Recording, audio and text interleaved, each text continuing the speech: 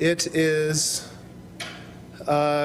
with great pleasure that I see all of you here, some faces that I know, some from the past that I don't know, but what a joy to see this commingling of IPS past and present in honor of this extraordinary man, Bob Ludwig. My name is Peter Jones. I'm going on my 7th year now as a full-time faculty member here. I had the luxury of overlapping with Bob's tenure for 1 year, but as most of you probably know, that's more than enough to get a sense of the man and his energy and his wisdom, and I was able to run along with him in a few other places at conferences and things where we met, and have nothing but fond memories of someone and I admire so many of you all for having him as a colleague and a mentor and a friend for much more significant amount of time.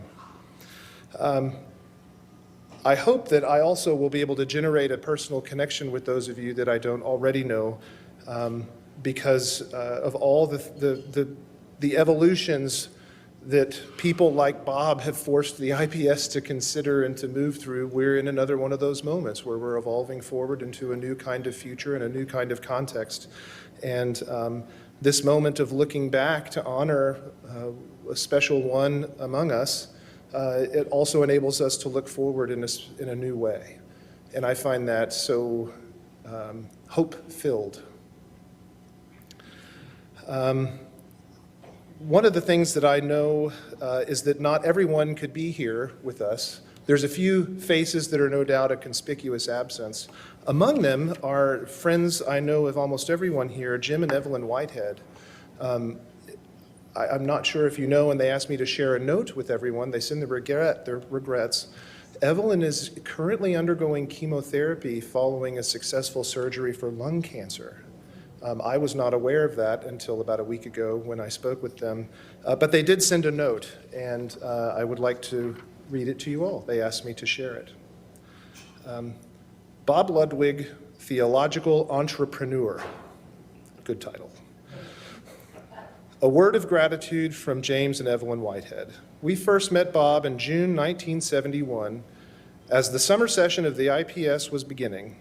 Father Jerry O'Leary, the Institute's second leader, was gathering his merry band of teachers that included Bob, Lou Roy, James Zullo, Peter Gilmore, ourselves, and others. Bob's enthusiasm and creativity were in evidence from the very beginning. A few years later, Bob became director of campus ministry at Colorado and Boulder. He and his wife, Kathy, invited us over to lead a workshop.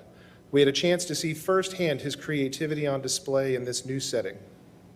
Some years later, Bob's theological entrepreneurship found its fullest expression in the distance learning program at Loyola University in New Orleans.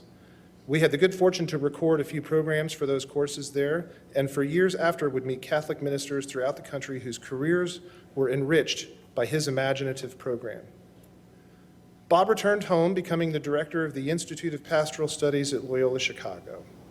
We, with many others who profited from Bob's creative leadership, and we were grieved when his retirement was poorly handled by the university. We are grateful for the many years during which we have been privileged to work with Bob, for the frequent sharing of ideas and gin gimlets. We thank him for his creative vision and generous leadership. We salute the Institute for awarding him this well-deserved honor in the Aggiornamento Award.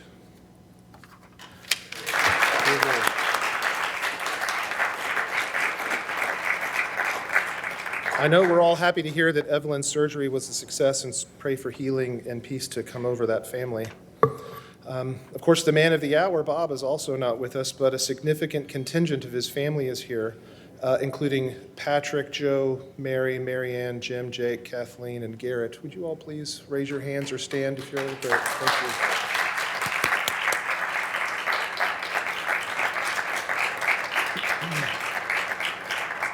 I now have the pleasure of introducing someone who needs no introduction, someone who has been engaged with the IPS since its very first summer program in 1964, someone who, like Bob, is Professor Emeritus, and someone who Bob will join on a very short list. This Aggiornamento Award has only been given out 2 times previous, once to Peter Gilmore in 2014, and again to Jim and Evelyn Whitehead in 2017.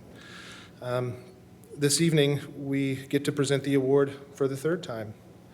So here to share his reflection entitled, provocatively, Finding Bob Ludwig, please welcome Dr. Peter Gilmore.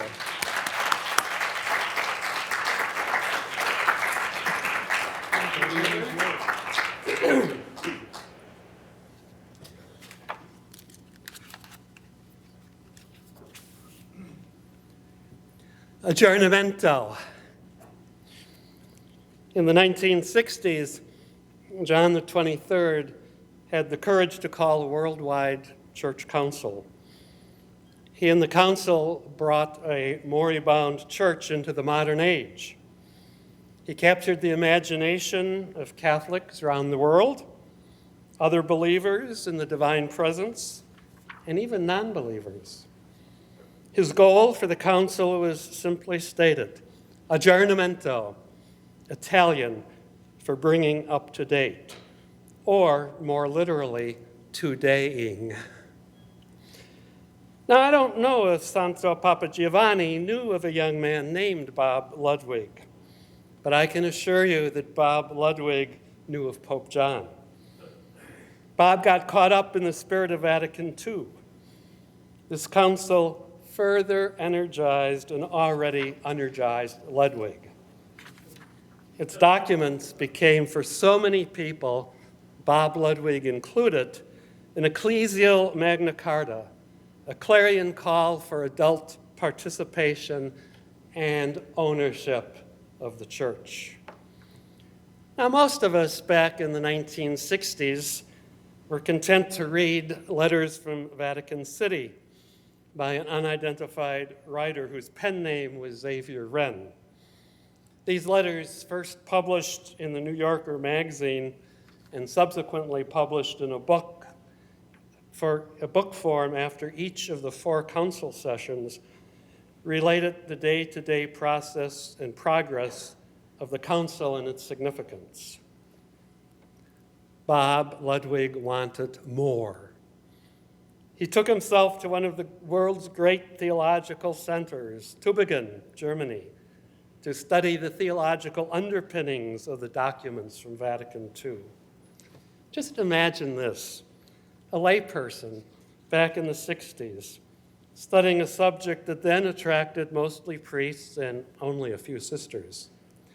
But there was Bob, ahead of the curve, studying to become a lay theologian in a church that for generations upon generations confined theological study to the clergy.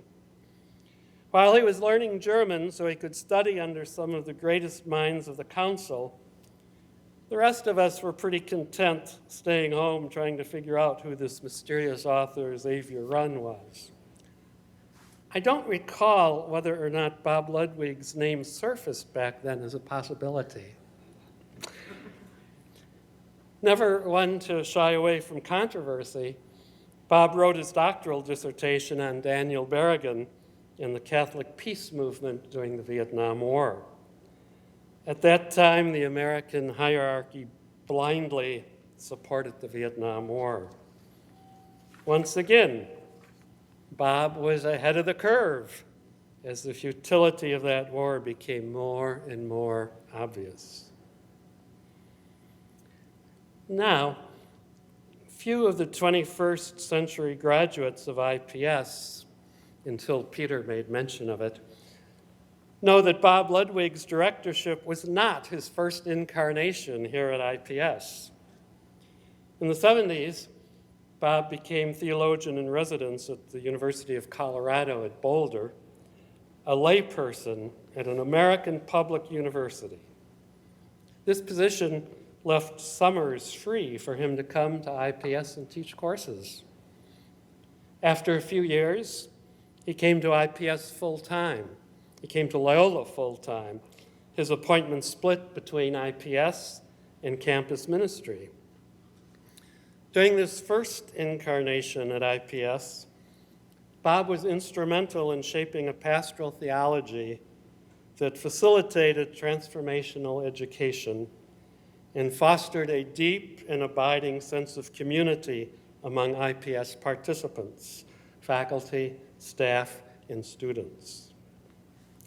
So after several years at IPS, Bob's trajectory took him to Loyola in New Orleans, or New Orleans, as they like to say, to direct a program in ministry.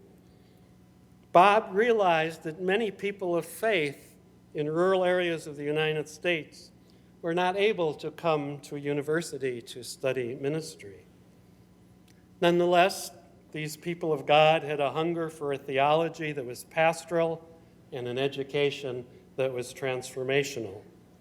So, in the middle 1980s, long before Al Gore invented the Internet's World Wide Web, I was hoping a few of you would remember, Bob created a distance education program built on videotape presentations by renowned professors, detailed study guides, small group learning teams, and a skilled facilitator for each learning group.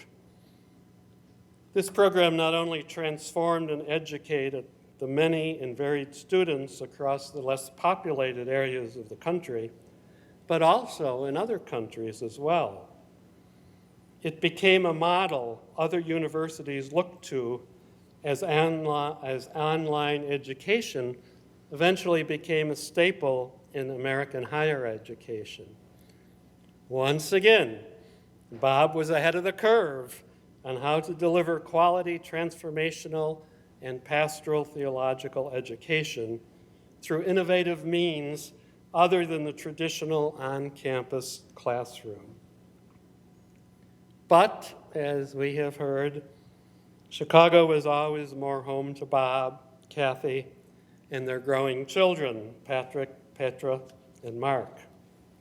The family returned here, this time at the invitation of DePaul University, where Bob became director of ministry. It was there that Bob, ever concerned about the future of the church, wrote his 1995 groundbreaking and award-winning book, Reconstructing Catholicism for a New Generation.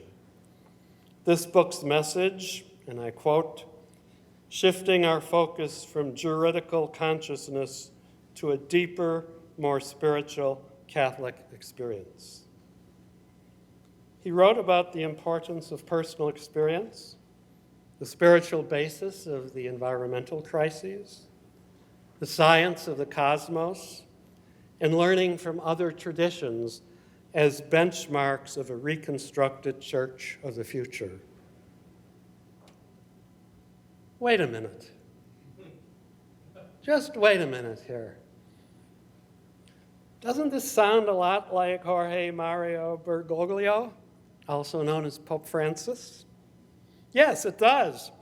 But Papa Francisco doesn't become the Bishop of Rome until 2013, 18 years after Bob wrote his book.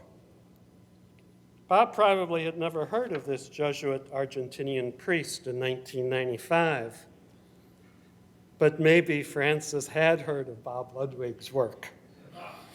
We don't know for sure about that, but what we do know for sure, this is one more example of Bob being ahead of the curve. And then Bob comes home here to IPS in 2004 to become its sixth director in its storied history, spanning nearly a half a century. His energy that carried him to Tübingen, Germany, to Colorado, to New Orleans, to DePaul, and finally back to IPS had not waned. He hit the ground running. He energizes 2 new degree programs, the master's degree in spirituality and the master's degree in social justice and community development. These programs attract a younger, more interfaith student body. IPS becomes the richer, by participation from these wider spectrums of faithful.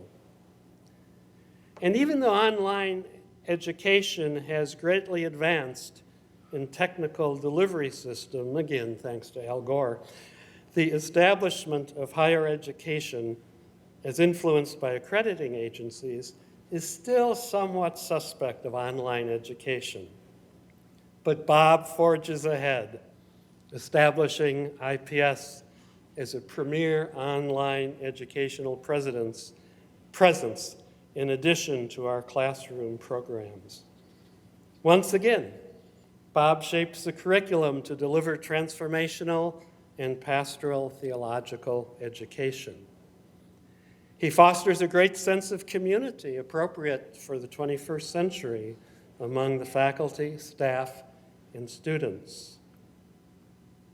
So, here we are this evening about to present Bob Ludwig the Aggiornamento Award for his lifetime leadership in transformational and pastoral theological education.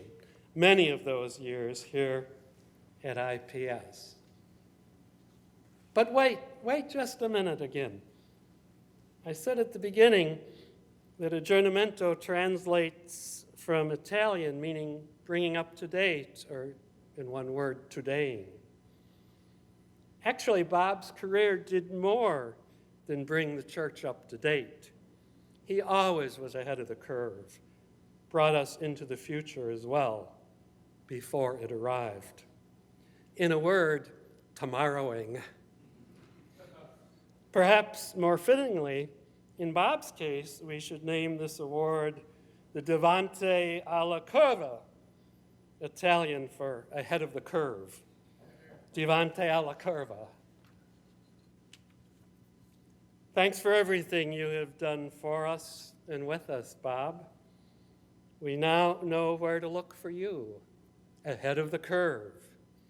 Someday, we will all catch up with you. Godspeed.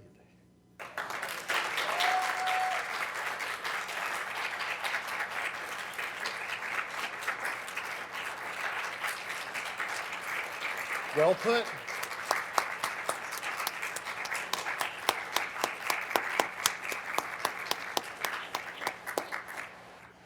Now, it's my honor to present to Bob Ludwig the Aggiornamento Award. In recognition of your dedicated service, sustained excellence in teaching, and innovative leadership. Receiving the award on his behalf is his brother Jim.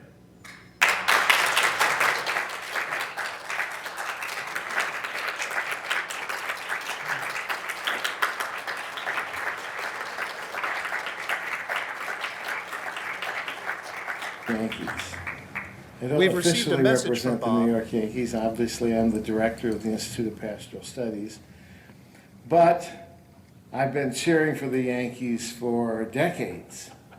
And I've got the rings to show it. There's no franchise in baseball.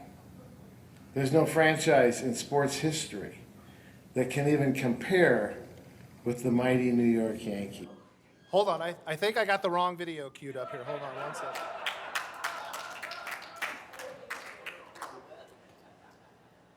I think I found it. Here we go.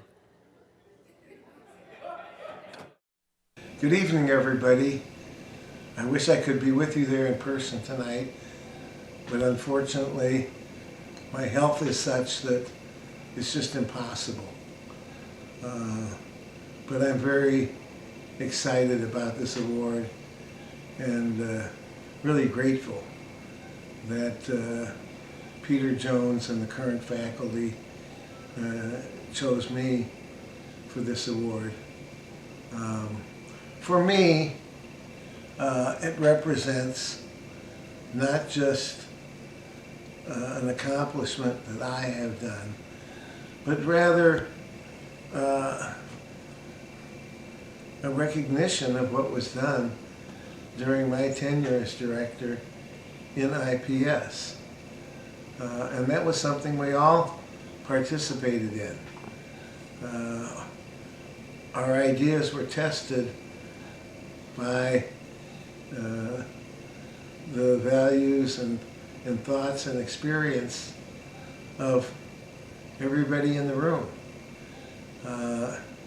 And I think what we evolved to in that process was very important. So you're honoring me, and I appreciate it.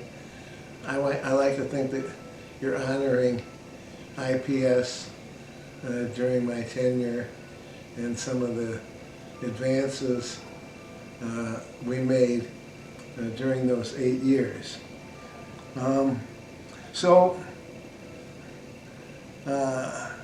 Welcome all you who have come to this evening in person. Welcome all of you who are watching this in cyberspace. Again, I'd like to especially draw attention to the faculty and students and staff who were part of IPS during the years that I was director. I wish I could be there to see you all again and to give you a hug.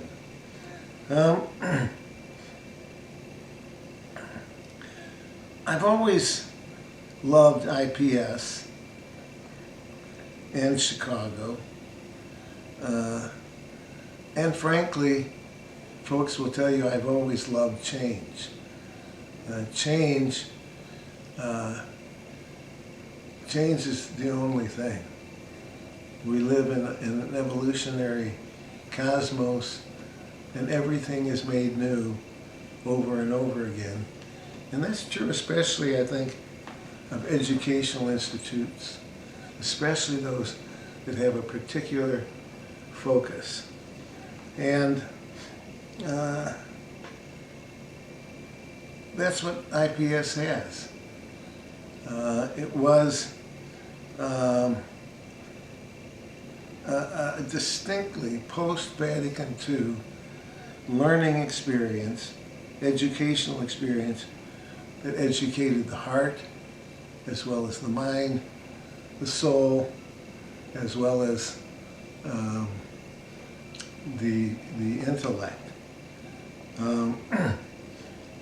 So while we drew after the council into this business of university-based education for ministry, many people from religious life, the priesthood, the diaconate, lots and lots of sisters and brothers and priests, especially in those early years. But, ironically, IPS was always a lay program, and it was always part of a lay movement that followed Vatican II. So, we were educating people for leadership, for people who could think on their feet and bring together the origins of our tradition in Jesus and the apostolic movement, the first centuries of our church, to bring that kind of dynamic and excitement into direct contact with our culture today. How do you correlate in a meaningful way our Christian tradition and the world as we know it today?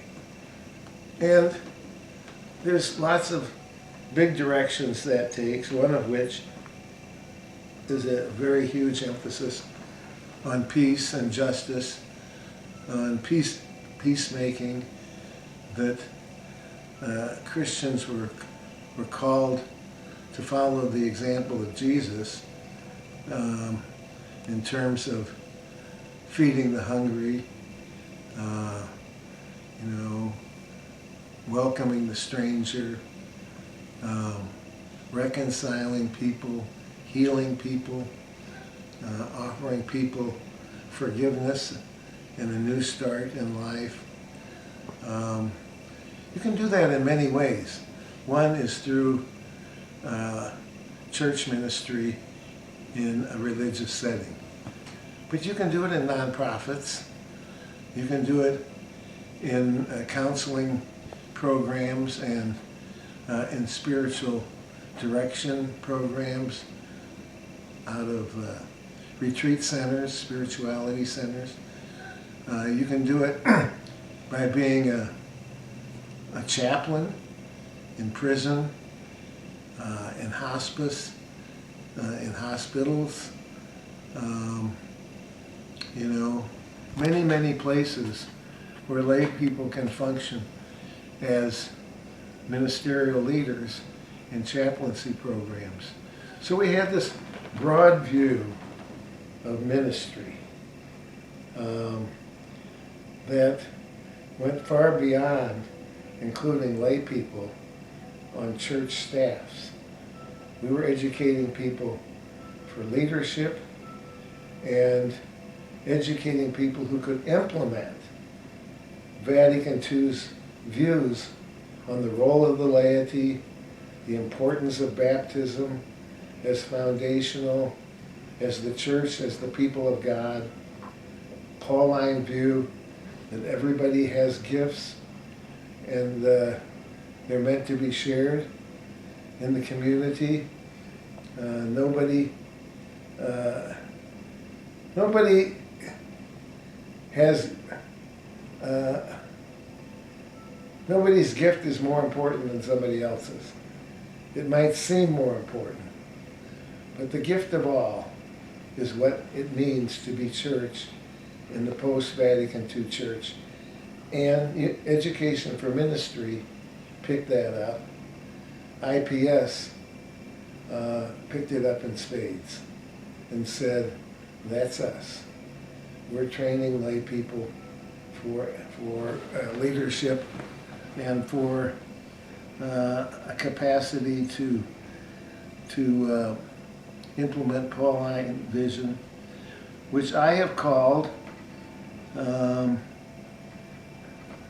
greatest innovation within Catholicism in centuries. And you can quote me on that if you want to. But this view of the laity and leadership and gifts has unleashed something that we're only beginning to see. And the future of faith communities in the Catholic context is going to become increasingly dependent upon lay leadership and lay capacity. The church was the people, and each was called to holiness and mission. Each had a calling, each had a conscience, each had an identity in Christ and for Christ. And that's to be honored. That's not to be walked on and thrown in the wastebasket. That's to be honored. Okay? That certainly is how IPS has seen it. And again, I would say, particularly after 2004, we focused on a broad view of ministry and felt like, you know, narrowing that view was going to be deadening. The church is going out, reaching out to those most in need, and that is being led by lay people. Okay, so that was one of the things that we emphasized after 2004.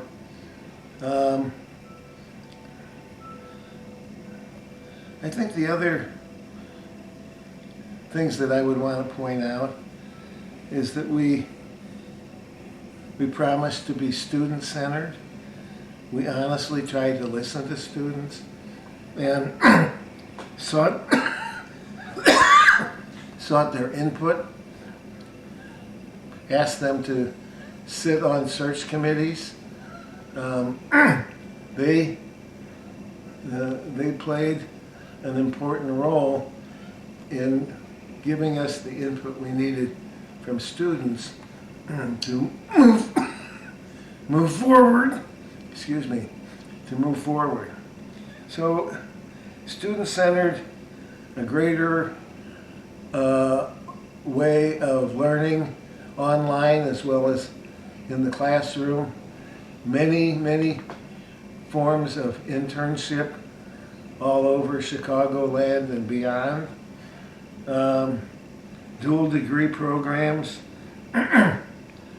We wanted people to know scripture and theology, but we also wanted them to be change agents.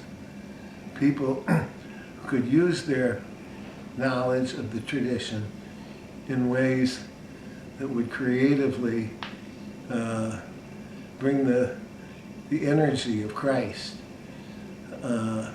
from Galilee to the present day, 2019, the 21st century. And then thirdly, we found many community partners. This was wonderful because we became more ecumenical.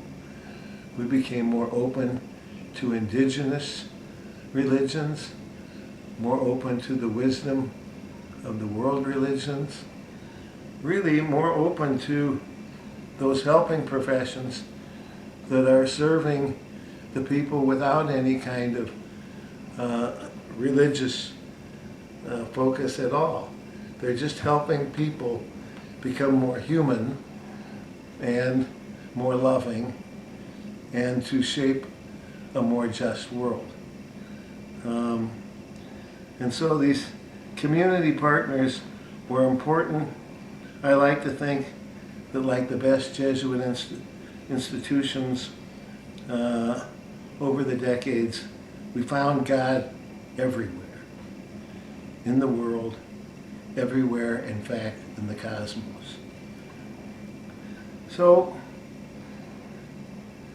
finally, I'd like to think that we taught what we had come to believe, not that we had read out of a book,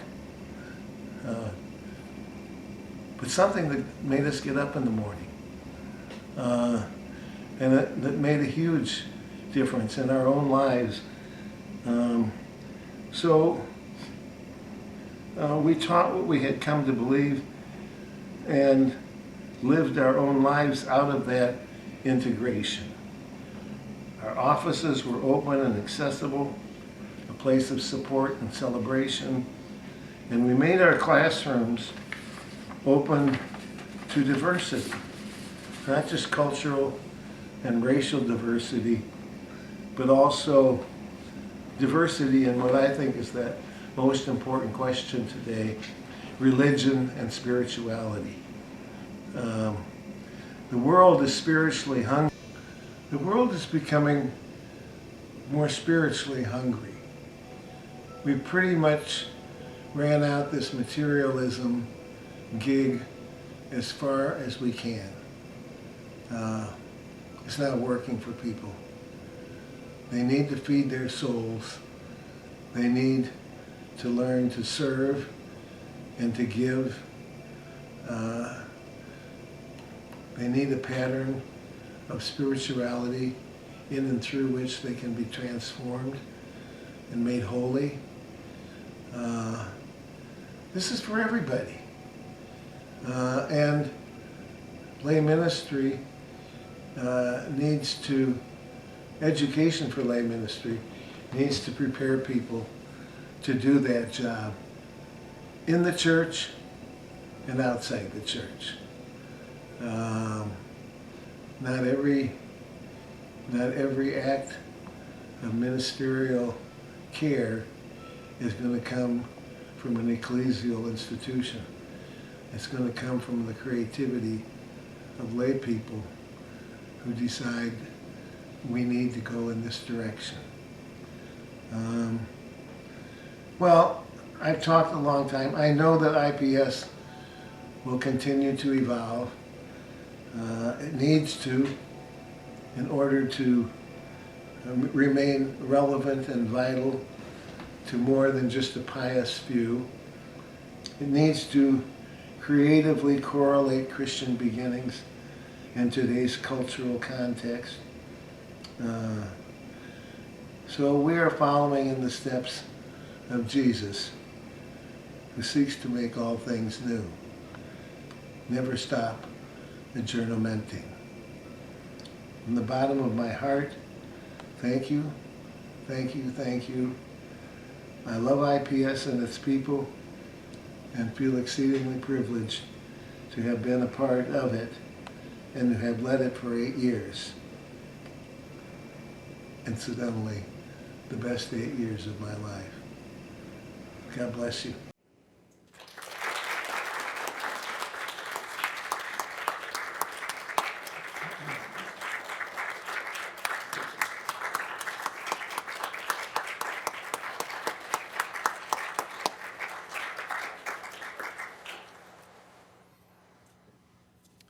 There is no following that, and so I will simply say thank you all for joining us here and online. Cheers, Bob.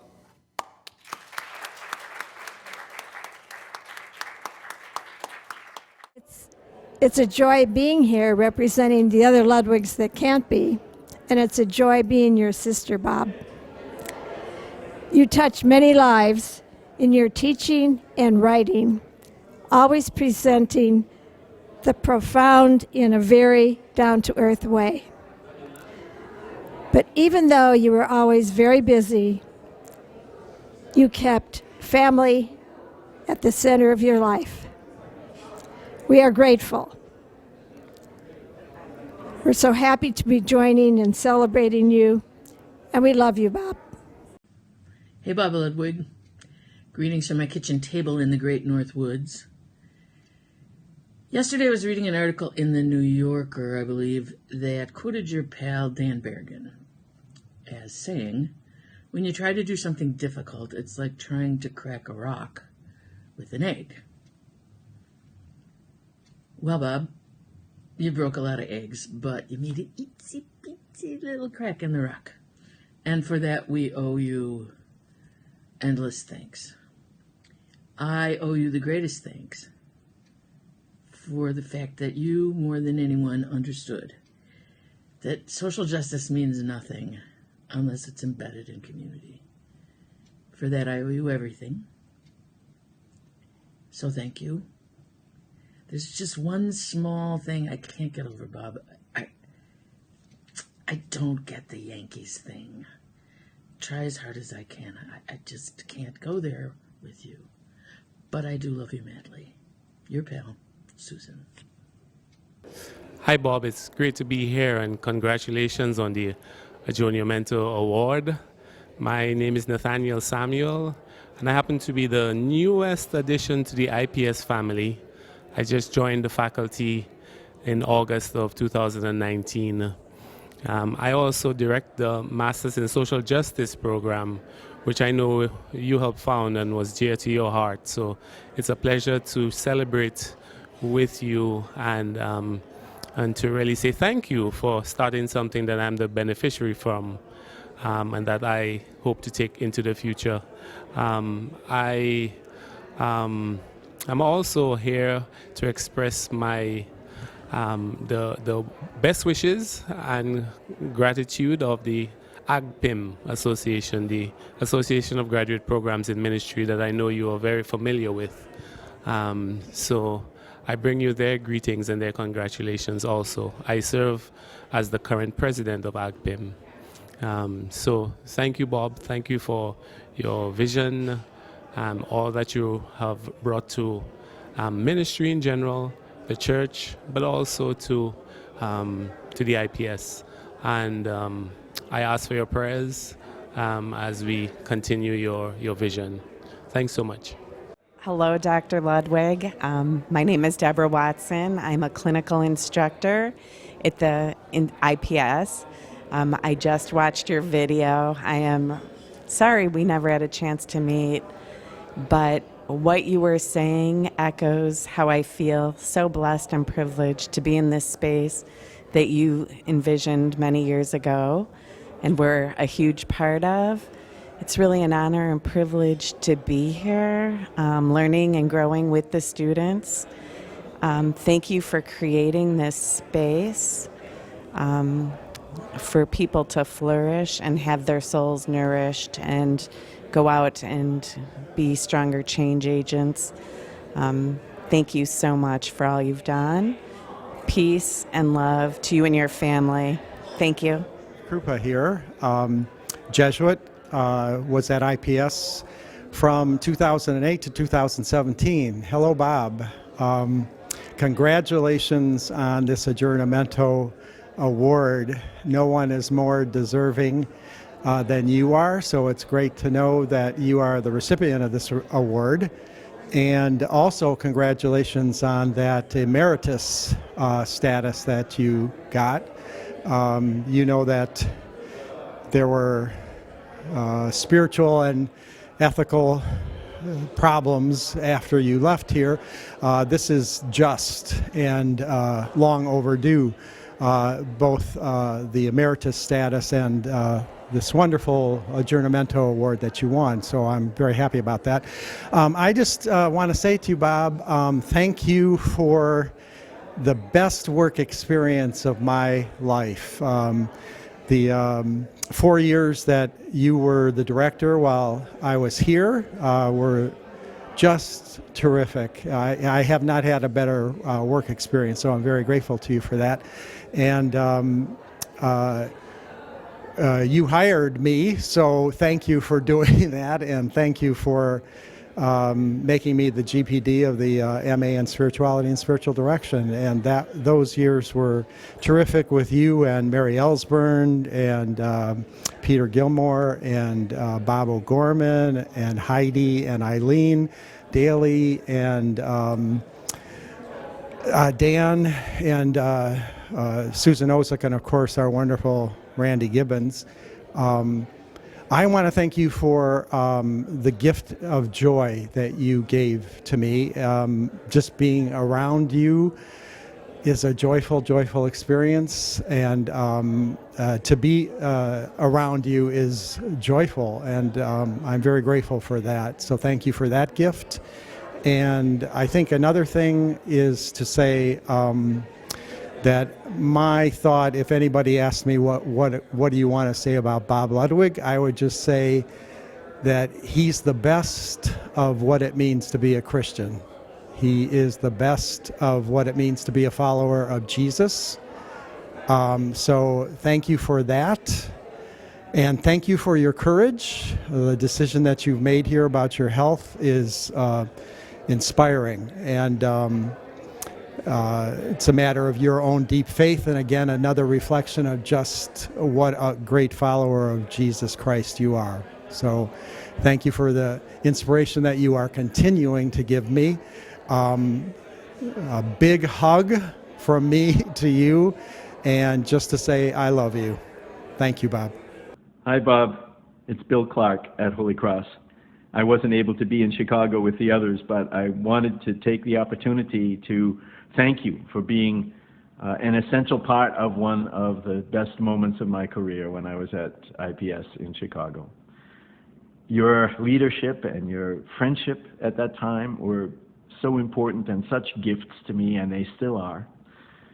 So I just wanted to let you know that I'm joining the others in congratulations and in prayers for you at this time in your life. And I'm just so glad that you're getting the recognition finally that you deserve so much. God bless.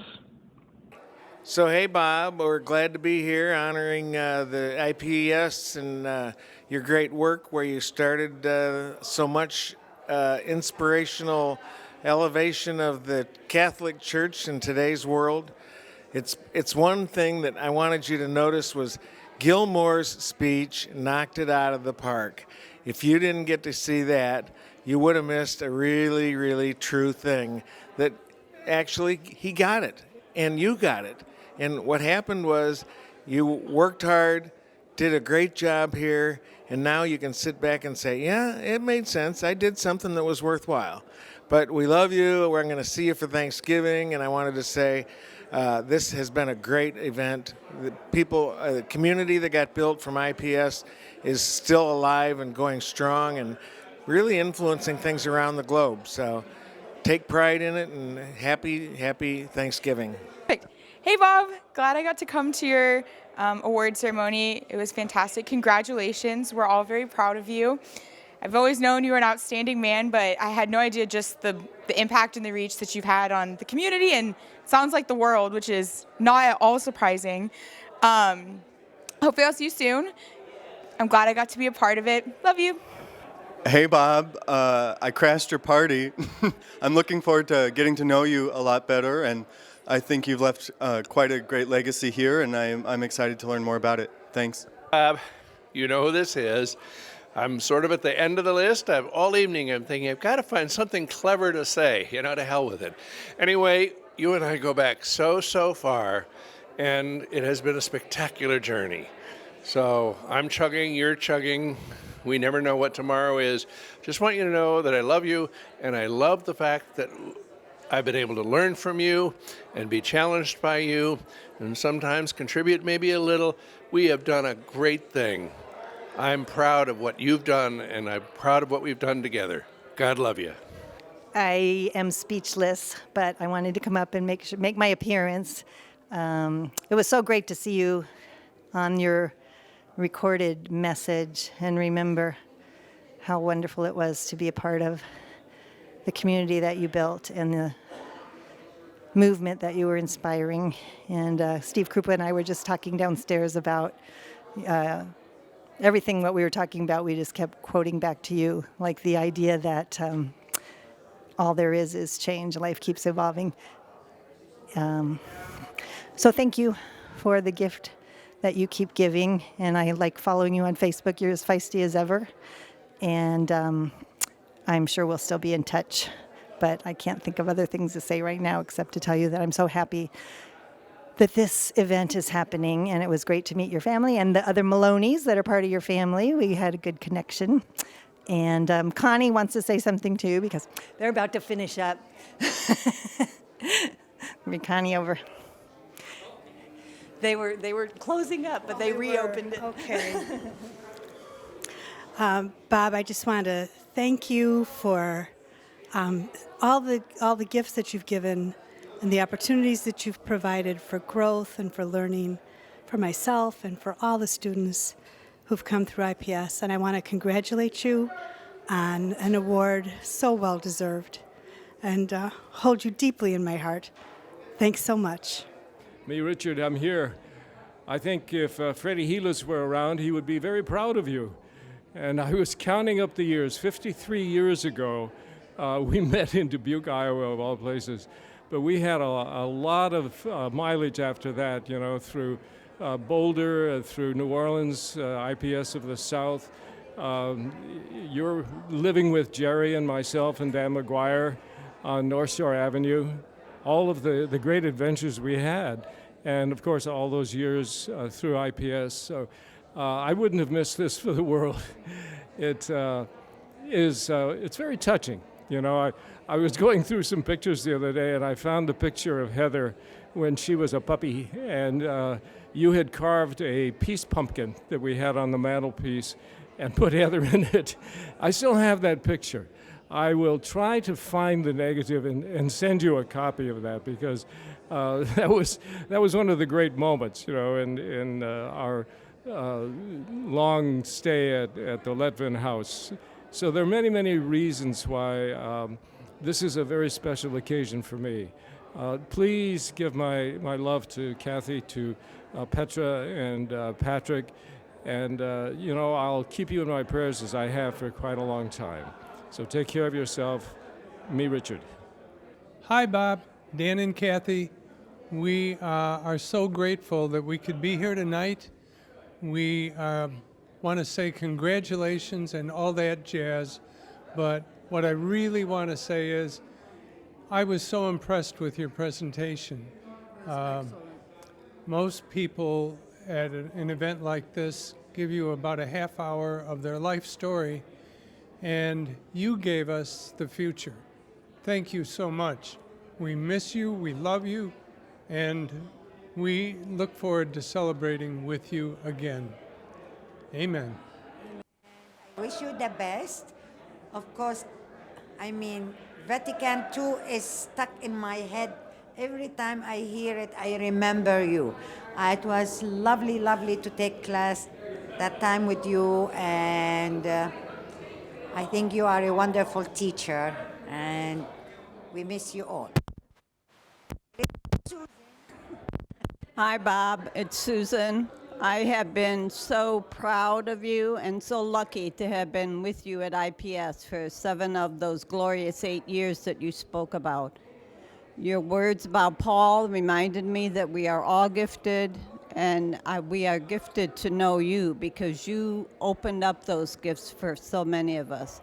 So I just wanted to say I miss you, I love you, I think of you often, and you'll always be a part of so many of our lives. Thank you, Bob. It's been a pleasure. Hi, Bob. It's Rob Connor, the attorney and IPS graduate. I'm so glad to be able to send this message to you. I wanted to let you know that my whole experience at IPS, and especially with you, was life-changing.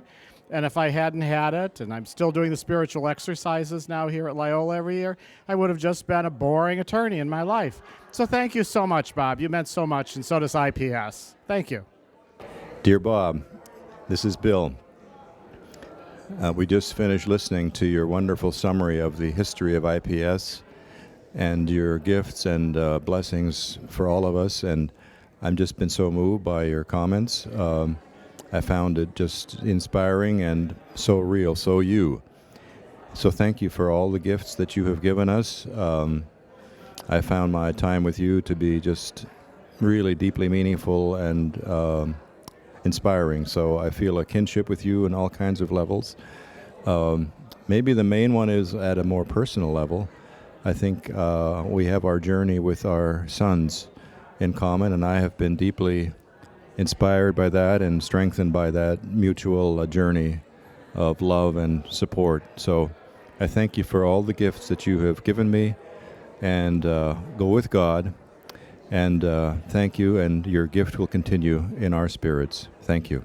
Hi, Bob. I'm actually came up here and was following Bill Schmidt right after he just finished his, and we said how appropriate, right? Because we are the faithful remnant that are left here at IPS. So what to even say? I watched your video, and it made me actually want to be Catholic. And I mean, of course, I still am Catholic, but you made me excited about it again, and that is a huge gift that you give. Hearing you talk brought right back to, when you hired me here, and, we talked about Ronner, and I was so excited, and you talked about the Christian doctrine class, and I'd get to teach Ronner, and I was so excited about that. So I still hear my students talking after they'd take your class, and they'd be like, we're like a donut, and we have a God-sized hole in our hearts. So you just touched so many lives, and certainly most you touched mine. And I remember, when I got DJ and bringing him here and seeing you, and just know that we miss you and we love you and are with you in spirit, and wish you were here with us physically tonight so I could have given you a great big hug after that talk. So consider yourself hugged, and I love you. Bye. Hi, Bob and Kathy. We only wish that you were here so we could say this to you in person. We're so privileged to come to this event tonight, which has been such a lovely reunion of the great IPS crowd. We wish you all the best. I'm so sorry for your troubles. We love you. Hey, Bob and Kathy. Just adding to that, don't know where to begin. I have how many hours to speak? No. Love you guys. You were really here tonight, even though you're in Des Moines, and spoke to some of your family and just so many of your colleagues here at IPS. Just a wonderful evening. You're in our thoughts and prayers, and all the best. Take care. Bye-bye.